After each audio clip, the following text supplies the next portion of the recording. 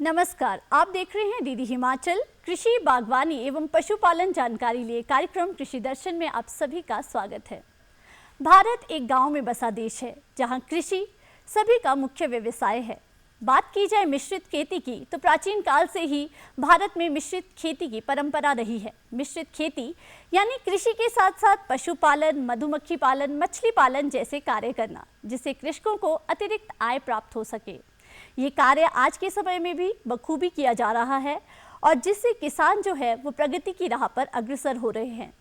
पर्यावरणीय कारणों से देखा जाए तो मिश्रित खेती को बहुत ही अच्छा उत्पादन की एक प्रणाली माना जाता है, जो प्रकृति में एक संतुलन बनाए रखती है।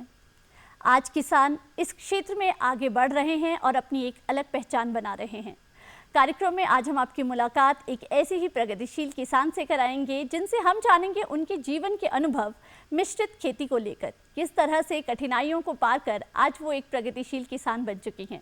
कार्यक्रम में आज हमारे साथ है शिमला से रीना जी। रीना जी, आपका कार्यक्रम में बहुत बहुत स्वागत है। नमस्कार, मेरा नाम रीना है जी और मेरे गांव का नाम हलोट है, ग्राम पंचायत गहनी, ब्लॉक बसंतपुर। जी रीना जी, आपने अपने वर्तमान समय के बारे में बताया कि आप कहाँ की रहने वाली है। हम आपके बचपन में ज़रूर जानना चाहेंगे कि आपका बचपन कहाँ बीता है, और यदि हम खेती की बात करें आज तक का जो ये सफ़र है, आपने कितने समय में यहाँ तक का सफ़र तय किया है? आपने मेरे बचपन की बात की है डिम्पल जी। तो मेरा जो बचपन है वो टूटू से 8-10 किलोमीटर एक गांव है बडेरी, वहाँ पे बीता है। और एयरपोर्ट, जुबड़हट्टी एयरपोर्ट में स्कूल है GSS खलग, वहाँ से हमने अपनी +2 की कक्षा जो है वो पास की और उसके बाद हमने थोड़ा और पढ़ाई की, फिर शादी की। जी, तो जो खेती से आपका जुड़ाव हुआ रीना जी, क्या वो पहले से था, क्योंकि आप शायद जो हैं एक किसान परिवार से ही संबंध रखती थी, या फिर बाद में जब आपकी शिक्षा समाप्त होगी, आपका विवाह हो गया, उसके बाद जो है आप खेती से जुड़ी? जो हमारा ये आप कृषि की बात अगर मैं करूं तो जो बचपन था वो तो पढ़ाई लिखाई और मौज मस्ती में ही बीत गया। पर जब 2009 में मैंने शादी की, उसके बाद मैं एक कृषक परिवार में मेरा विवाह हुआ, तो उसके बाद ही मैं कहूँगी कि मैंने कृषि के सही जो मायने हैं वो जाने हैं। जी रीना जी, जिस तरह से आप कृषि से जुड़ी हैं, बागवानी से जुड़ी हैं, अन्य और आप क्या क्या कार्य करती हैं? जिस तरह से हम मिश्रित खेती में कहते हैं कि बहुत से कार्य और भी जुड़े होते हैं, तो वो भी आप हमें ज़रूर बताएं कि और कौन कौन से कार्य आप करती हैं? मिश्रित खेती की जो आपने बात की है डिम्पल जी, इसमें हमारे बहुत से कार्य आते हैं। खेती, बागवानी, पशुपालन, मौन पालन, ये जो 4 चीज़ें हैं ये तो मैं करती हूँ। इसके साथ एक अलग और कार्य भी है, स्वयं सहायता समूह SHG, उसमें भी थोड़ा बहुत अपना योगदान मैं देती हूँ। जी, तो आप इतने सारे जो कार्य हैं इसके लिए कैसे समय निकाल पाती हैं? आपका परिवार भी है, तो आप सारी चीज़ों में जो है तालमेल अच्छे से बिठा देती हैं? बिल्कुल, अगर जो परिवार है, मैं तो कहूँगी एक संयुक्त परिवार में हम सबको रहना चाहिए। मेरा ये सौभाग्य है कि मैं संयुक्त परिवार में हूँ, तो जो मेरे परिवार के लोग हैं वो मेरा इन सब चीज़ों में बहुत ही ज़्यादा सपोर्ट करते हैं, सहयोग करते हैं, तभी मैं इन सब चीज़ों के लिए टाइम निकाल पाती हूँ। जी, आपने बहुत अच्छी बात कही है कि परिवार के सहयोग से ही सारे कार्य हो पाते हैं, और जिस तरह से आपने कहा कि आप बहुत सारे कार्यों से जुड़ी हुई हैं, आप कृषि भी कर रही हैं, बागवानी भी कर रही हैं, साथ ही साथ आप मौन पालन जो मधुमक्खी पालन है वो कार्य भी कर रही हैं, और पशुपालन भी जो है वो कार्य भी आपका साथ में चल रहा है। तो इस तरह से आपने सारे कार्य में जो है सामंजस्य बिठा रखा है, और उसका जो आप पूरा श्रेय जो है अपने परिवार को देती हैं। बिल्कुल जी। यदि हम फसलों की बात करें तो फसलों का चक्र किस तरह से है, किस तरह से आप जो है फसलों को बीजती हैं? हमारा जो फसलों का चक्र है वो 2 प्रकार से चलता है। एक हमारी जो है ये रबी की फसल जो हमारी आजकल लगी है जी, और एक हमारी खरीफ फसल आती है जी, जो रबी के बाद आती है। जी, तो मैं रबी और खरीफ दोनों ही फसलों के बारे में थोड़ा सा जानना चाहूँगी कि जो रबी की फसल है उसमें आप मुख्यतः क्या क्या उगाती हैं और किस समय में, जैसे आपने कहा कि आजकल के दिनों में आ गई है, तो थोड़ा सा उसके बारे में जानना चाहेंगे कि किस समय में ये फसलें बोई जाती हैं और कौन कौन सी मुख्यतः फसलें हैं? जो हमने अपने खेत में लगाई है वो आलू है, मटर और लहसुन प्याज है जी, जो हमने आजकल लगाया है। और अनाज में हमारे गेहूँ, जौ और चना लगा हुआ है। तो जो हम आलू की बुवाई करते हैं वो हम 15 जनवरी से के बाद और 15 फरवरी से पहले कर लेते हैं जी। इसी तरह जो मटर है, अगर हमारी जलवायु अनुकूल है, ये तो जलवायु पे डिपेंड करता है, अगर हमारी जलवायु अनुकूल है तो हम इसे दिसंबर में लगा सकते हैं। जी। रीना जी, जिस तरह से रबी फसलों के बारे में आपने बताया, खरीफ फसलों के बारे में भी जानना चाहेंगे, क्योंकि आजकल के दिनों में ही जो है अब उनकी बुआई का कार्य शुरू होता है या कुछ समय बाद। तो कौन कौन सी ऐसी जो है फसलें हैं, सब्जियां हैं जिनका आप उत्पादन करती हैं?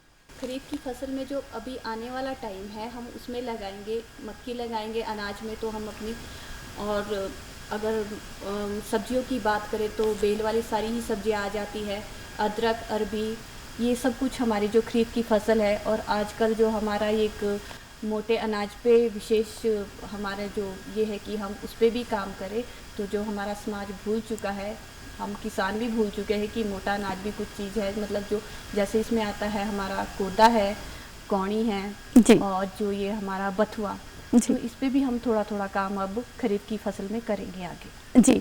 तो इस पर जो जिस तरह से पूरा देश इस को मनाने की और अग्रसर हो रहा है, तो आप भी इसमें जुड़ चुकी हैं। बिल्कुल जी। जी।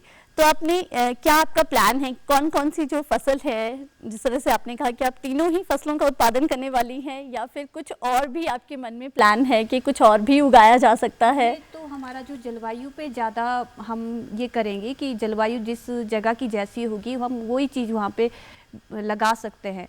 तो अगर हमें एक जागरूक किसान बनना है तो हमें अपने कृषि विभाग से भी जुड़े रहना है, और अपने वहाँ के जो हमारे जो हम उनसे फ़ायदे ले सकते हैं वो भी हमें चाहिए।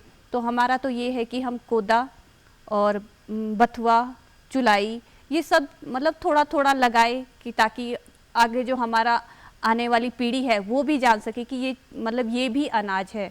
कुछ एक जो हमारा शिक्षित समाज है वो तो जानता भी नहीं है कि ये चीज़ें दिखती कैसी है, इनका प्रयोग कैसे किया जाता है। जी। रीना जी, जैसे आपने अभी कहा था कि बहुत सारे किसान भी शायद इससे अब अवगत नहीं हैं, तो ऐसे में जो हमारे बुज़ुर्ग लोग हैं, बड़े बूढ़े हैं, उनसे ये जानना कितना ज़रूरी है कि इन फसलों की आखिर जो उत्पादन है वो किस तरह से किया जाता है, क्योंकि मुझे लगता है बहुत सारी चीज़ों का इस समय में अब ये भी ज्ञान नहीं रह गया है कि किस तरह से इसके लिए खेत तैयार किए जाए और किस तरह से ये फसल जो है वो पककर तैयार होगी। बिल्कुल जी।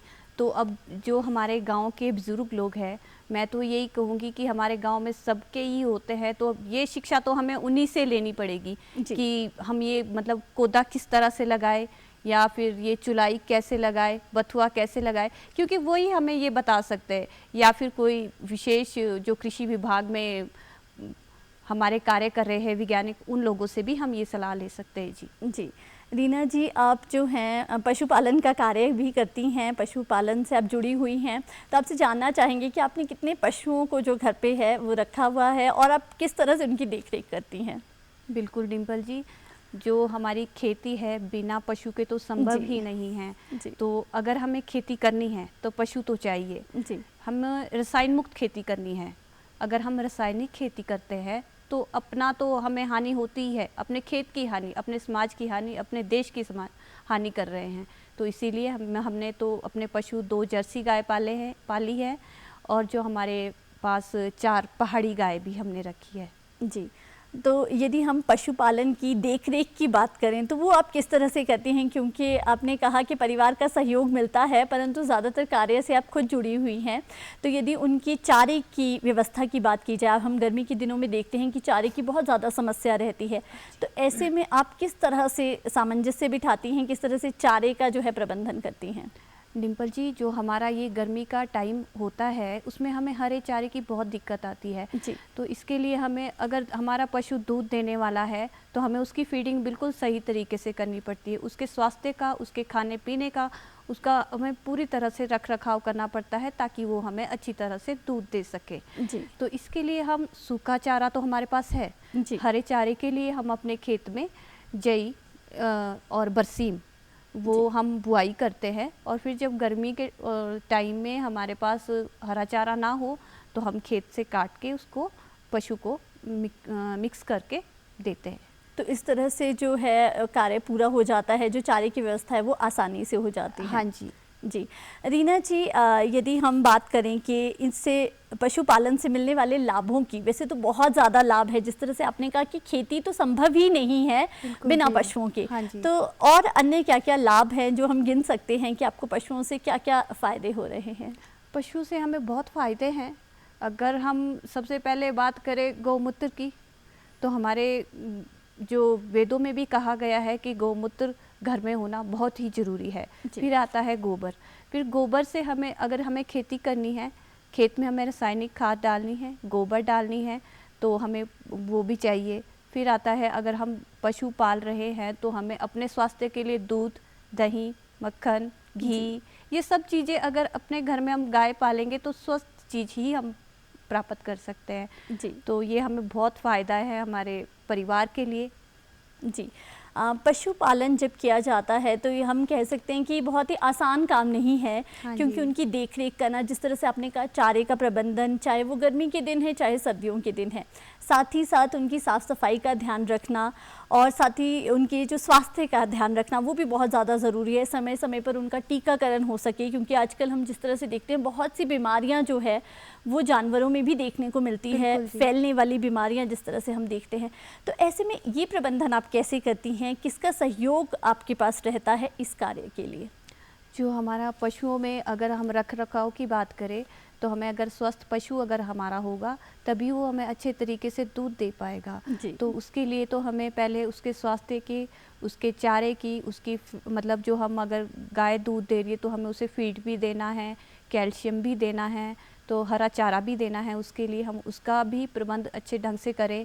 अब फिर हमारी जो गौशाला है वो भी हमारी साफ़ होनी चाहिए। मतलब उसकी जो खिड़कियाँ, दरवाजे, मतलब थोड़ी खुली होनी चाहिए कि थोड़ी हवा उसमें क्रॉस हो सके, रोशनी आ सके, सूरज की जो रोशनी है वो अंदर आ सके, अंदर उसमें कोई स्मेल ना हो, कोई मक्खी मच्छर ना हो। उसके लिए हमें समय समय पर उसकी सफाई करनी चाहिए।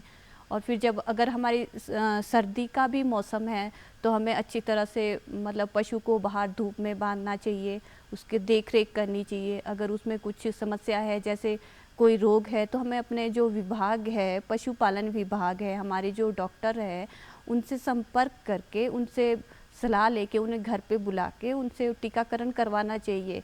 जी, और तो क्या आप उनके संपर्क में रहती हैं पूरे टाइम? क्योंकि आपने बहुत सारे जो है गाय पाल रखी है, बहुत सारे पशु जो है पाल रखे हैं आपने, दुधारू पशु, तो क्या आप उनके संपर्क में रहती हैं और किस तरह का सहयोग रहता है उनको, उनकी तरफ से आपके लिए? जो हमारा विभाग है, मैं तो कहूँगी पशुपालन विभाग में, मतलब बहुत ही अच्छे हमें जो सहायता है वो करते हैं जब भी उन्हें कॉल की जाए।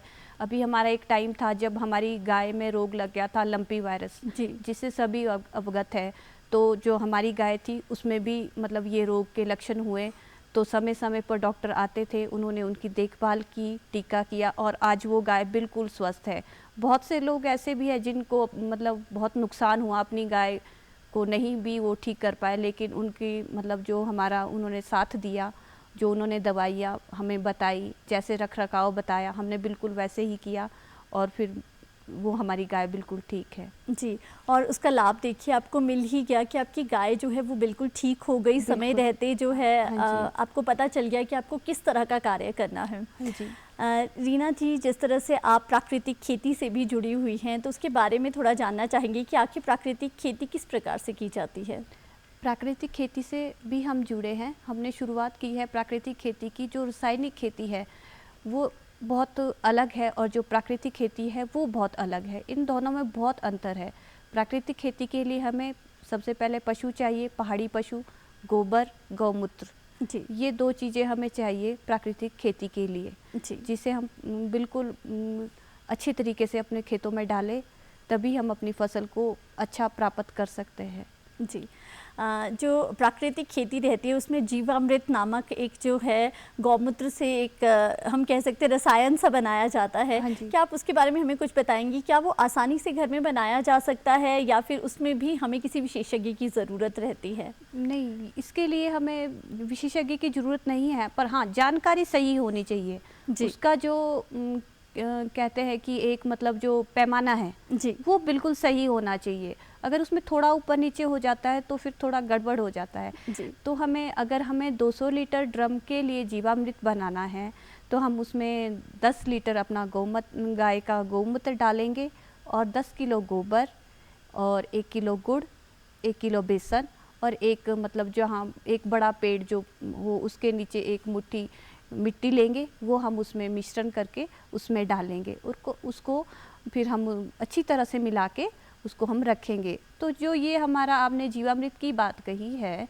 ये हमारा गर्मियों के दिनों में है, 8 से 10 दिनों में तैयार हो जाता है। और जब ये तैयार होता है तो इसकी जो सुगंध होती है वो बहुत ही अच्छी होती है जी, और बहुत फ़ायदेमंद भी होती है। और जो हमारा सर्दियों में है, तो सर्दियों में ये थोड़ा बनने में टाइम लेता है, तो ये 10 से 15 दिन सर्दियों में लग जाते हैं इसको बनाने में हमारे। जी। रीना जी, क्या ऐसा है कि प्राकृतिक खेती करने पर, जिस तरह से आपने कहा कि हम जो है गौमूत्र, गोबर आदि का प्रयोग करके ही जो है खेती की जाती है, तो क्या इससे ये हम कह सकते हैं कि जो बीमारियां हैं पौधों में या जो भी हमारी फसलें हैं, वो कम से कम बीमारियां होने का हमें ये लाभ प्राप्त हो सकता है कि बीमारियां बहुत कम लगें? बिल्कुल जी, ये हम करते हैं खुद, तभी मैं आपको बता सकती हूँ ये बात भी। हमने शुरू किया, पहले हम स्प्रे करते थे, रासायनिक खेती करते थे जी। लेकिन अब जब से हमने शुरू किया तब से रोग आए, शुरू में आए, लेकिन अब जैसे जैसे हम प्राकृतिक खेती करते जा रहे हैं तो रोग भी कम होते जा रहे हैं।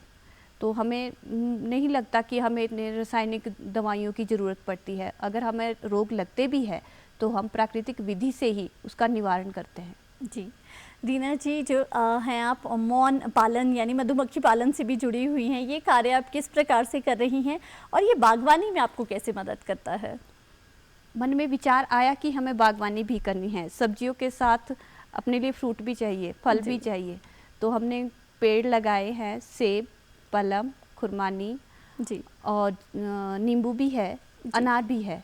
तो जब हमें ये लगाए तो उसके लिए हमें मतलब पोलन के लिए जानकारी मिली कि हमें इसके पोलन के अच्छी आउटपुट के लिए मधुमक्खी पालन का भी हमें करना चाहिए। तो मैंने इसका ट्रेनिंग ली थी मधुमक्खी पालन की जी। तो उसके अनुसार पहले ट्रेनिंग ली, फिर हमने अपने बक्से लाए घर पे, अपने बगीचे में रखे हैं जिससे वो पोलन करते हैं और हमारी आउटपुट अच्छी होती है। ये बागवानी में ही नहीं, ये सब्जी में भी हमारी जरूरी मतलब काम करती है मधुमक्खियाँ। अगर मधुमक्खियाँ ना हो तो हमारे जो सेब फल है जी। वो नहीं होते हैं, ज़्यादा आउटपुट नहीं देते हैं। जी। तो जो ये तो है कि मैं मतलब हमारे पास मधुमक्खियाँ हैं, पर जिनके पास नहीं भी है ना, उनके लिए भी हमारे एक जो पुराने टाइम में होते थे जिसको हम अपनी भाषा में माऊ कहते हैं, वो खेतों में आप देख सकते हो। वो पोलन से हर वृक्ष पे होते हैं, उससे अच्छी हमें उपज होती है। जी। तो ये जो मधुमक्खी पालन का आप कार्य कर रही हैं, इससे आपको कितना लाभ प्राप्त हो रहा है? आप क्या उससे संतुष्ट हैं कि जो लाभ है वो अच्छा मिल रहा है? जैसे आपने कहा कि सब्जियों के लिए भी आपको लाभ प्राप्त होता है और बागवानी के लिए भी। बिल्कुल डिम्पल जी, आपका प्रश्न बहुत अच्छा है कि हमें तो लाभ बहुत हुआ पर इसमें एक नुकसान भी है। जी। जो मधुमक्खी पालन में हमें हिमाचल में जो हमारा एक इनके लिए नुकसान भी है। जब हम अपनी कॉलोनियाँ अपने बगीचे में रखते हैं, अपने खेत में रखते हैं, तो हमें इनका भी रख रखाव करना पड़ता है। जी। हमारे चिड़िया होती है वो मधुमक्खियों को ही खा जाते हैं, तो इस तरह से बहुत सी कॉलोनियाँ मेरी मतलब डब्बे ख़त्म भी हो चुके हैं, तो उनका रख रखाव भी करना पड़ता है, तो टाइम भी उसके लिए भी अलग से चाहिए। जी। हाँ जी। ये अनुभव की बात है, जिस तरह से आपने कहा कि परेशानी भी ज़रूर आती है इसमें, तो इसके लिए क्या किसी तरह का कोई कार्य किया जा रहा है? आपने अपनी ये जो परेशानी है ये विभाग तक रखी है? बिल्कुल, उन्होंने मैंने कहा है विभाग से भी हम समय समय पे मैं जानकारी लेती हूँ कि अगर हमें इन्हें बचाना है तो किस तरह से, तो जो वो हमें बताते हैं समय समय पे कि इनके लिए आप फीडिंग कर दो, मतलब उनका खाना आप अंदर ही डाल दो। जब लगे आपको कि बहुत चिड़िया आ रही है तो उनके लिए चीनी का एक घोल तैयार किया जाता है, तो और बक्से में ही हम उसको एक उसमें डालते हैं ताकि मधुमक्खियाँ कम से कम बाहर निकले। और हम इस तरह से उनको रोकने की कोशिश करते हैं, बाकी तो। जी। रीना जी, जिस तरह से कृषि और सब्ज़ी उत्पादन आदि के लिए हमें सिंचाई की बहुत ज़्यादा ज़रूरत रहती है, जल की ज़रूरत रहती है, तो ऐसे में क्या आपके पास सिंचाई की सुविधा उपलब्ध है? बिल्कुल जी, जब हमारे गर्मियों के दिनों में अगर हम अपनी सब्जियां उगाते हैं तो हमें पानी की भी आवश्यकता होती है। तो उसके लिए हमने कृषि विभाग से ही जो है एक कृषि विभाग के अंतर्गत एक योजना के तहत अपने एक टैंक बनवाया है जी जिससे हम स्प्रिंकलर द्वारा फिर अपनी जो है वो सिंचाई करते हैं। जी। हाँ जी। रीना जी, आप स्वयं सहायता समूह से भी जुड़ी हैं, तो उसके बारे में भी ज़रूर जानना चाहेंगी कि किस प्रकार के कार्य जो है आप इस स्वयं सहायता समूह के माध्यम से करती हैं। स्वयं सहायता समूह जैसे कि नाम से ही है, स्वयं की सहायता खुद ही करनी है, तो हमने छोटे छोटे समूह बनाए हैं। इसमें कुछ महिलाएं हैं, 8 से 10 महिलाएं हैं जो कुछ मेरी तरह, मेरी बहनें प्राकृतिक कृषि से जुड़ी है। तो हम इकट्ठे होकर कई बार ये भी हम डिमांड कर सकते हैं कि हमें एक के लिए तो कोई भी हमारे गांव में नहीं आएगा, लेकिन फिर जब हम इतनी महिलाएं होती है तो हमें प्रशिक्षण शिविर भी जो है हमारे गांव में लगाए जाते हैं जी। और फिर हम अच्छी जानकारी उनसे लेते हैं। आपने प्रशिक्षण के बारे में बात की है, तो थोड़ा सा उसके बारे में और जानना चाहेंगे कि जिस तरह से जागरूकता कार्यक्रम, प्रशिक्षण शिविर जो है वो सरकार द्वारा लगाए जाते हैं, तो ये किस प्रकार से कार्य करते हैं और आप जो हैं, जो भी कृषक भाई बहन हैं, वो किस तरह से इसमें भाग लेते हैं? जागरूकता जो कार्यक्रम है हमारे वो पंचायत स्तर पर कृषि विभाग द्वारा समय समय पर लगाए जाते हैं, जिसमें हमें समय समय पर बीज भी दिए जाते हैं। जैसे अभी कृषि विभाग ने हमें आलू का बीज दिया था, तो वो हमने लगाया, तो हमने देखा कि वो मतलब आलू की आउटपुट कैसी है। वो अभी तो लगाया है हमने, हम देखेंगे, फिर हम उनको बताएंगे कि आपका बीज कैसा था। अगर अच्छा हुआ तो अगली बार हम उनसे फिर से डिमांड करेंगे कि हमें ये ज़्यादा बीज चाहिए। इसी तरह से कृषि विभाग समय समय पे आके जागरूकता शिविर पंचायत में लगाता है और किसानों को नई नई किस्मों के बारे में, जो बीज आते हैं उनके बारे में अवगत करवाते हैं। जी। रीना जी, जिस तरह से आप बहुत सारी चीज़ों का प्रोडक्शन करते हैं, आपके उत्पाद जो हैं काफ़ी सारे रहते हैं, तो क्या ऐसे में एक कृषक होने के नाते आपको कभी मार्केटिंग के लिए, अपने उत्पाद को बेचने के लिए किसी तरह की समस्या का सामना करना पड़ता है, या आसानी से जो है आपका ये कार्य भी हो जाता है? समस्या का सामना तो हमें इतना नहीं करना पड़ता। यही है कि जब हमारी सब्जियां तैयार हो जाती है तो हमारे पास शिमला में ढली सब्जी मंडी है या शिमला सब्जी मंडी है, तो वहाँ तक हमें अपना सामान लाना है, वहाँ बेचना है। पर हाँ, ये होता है कई बार कि जैसे अब हमने फसल लगाई है तो दाम में थोड़ा ये होता है कि जितना हम चाहे उतना ना भी हो, बस यही थोड़ी समस्याएं आती है, बाकी तो इतना ज़्यादा कुछ भी नहीं है। जी रीना जी, आपसे अंत में मैं जानना चाहूँगी कि क्या कहना चाहेंगे आप उन कृषक भाई बहनों को जो आज आपको देख रहे हैं, जिन्होंने आपके अनुभव सुने और जो चाहते हैं कि वो भी आपकी तरह आगे बढ़े हैं? ये आज जो हमारा टाइम है, शिक्षित समाज है, बेरोज़गारी बहुत है, तो मैं तो ये कहूँगी कि हमें एक ही काम पे डिपेंड नहीं रहना है। अगर कृषि है, पशुपालन है, इसके साथ कुछ ना कुछ और करो कि हमारी आय बढ़े और अपने देश, अपनी मिट्टी, अपने खेतों से जुड़े रहो, ताकि मतलब जो हमारी बंजर भूमि जो है वो बंजर ना हो। हमारे अगर कृषि करते हैं, मिश्रित खेती करते हैं, तो हमें इसमें मुनाफा भी बहुत है। कठिनाइयाँ बहुत है, पर कठिनाइयाँ जब आएगी तभी तो आगे चलेंगे हम। जी। हाँ जी। रीना जी, आज आप कार्यक्रम में आई और अपने अनुभव हमारे साथ साझा किए, इसके लिए आपका बहुत बहुत धन्यवाद। धन्यवाद। आज कार्यक्रम में हमने रीना जी से जाना, जो कि एक प्रगतिशील किसान हैं, कि किस तरह से मिश्रित खेती द्वारा एक किसान जो है वो आगे बढ़ सकता है। आज कार्यक्रम में बस इतना ही। एक नए विषय के साथ फिर हाजिर होंगे, तब तक हमें दीजिए इजाज़त। नमस्कार।